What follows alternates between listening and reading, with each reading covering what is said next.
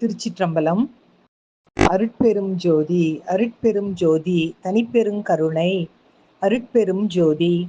எல்லா உயிர்களும் இன்புற்று வாழ்க.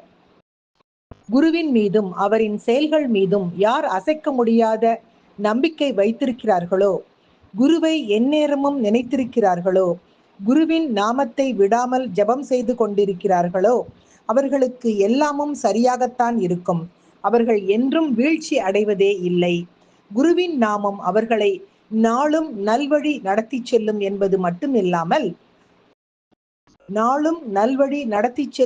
மட்டும் அல்லாமல் அவர்களின் மனதை புறத்தை கவனிப்பதை தவிர்த்து அகத்தை நோக்க உள்முகமாக அழைத்துச் செல்லும். குருவின் நாமம் இம்மையிலும் மறுமையிலும் சத்தியமானது, சத்தியத்தை உணர வைக்கக்கூடியது. குருவின் நாமத்தை தவறாமல் ஜபம் செய்து வருதல் மிகவும் நல்லது. நாம ஜபம் நல்லெண்ணத்தையும் நற்குணத்தையும் அழிக்க வல்லது. எதிர்மறை எண்ணங்களை அழித்து நேர்மறை எண்ணங்களை உருவாக்க வல்லது. சாத்வீகமாக்க கூடியது. கவசமாயிருந்து அபயம் தரக்கூடியது. நாம ஜபத்திற்கென்று ஒரு தனி சக்தி இருக்கிறது. இதனை உணர்ந்தவர்கள் பலர், உணராதவர்கள் சிலர்.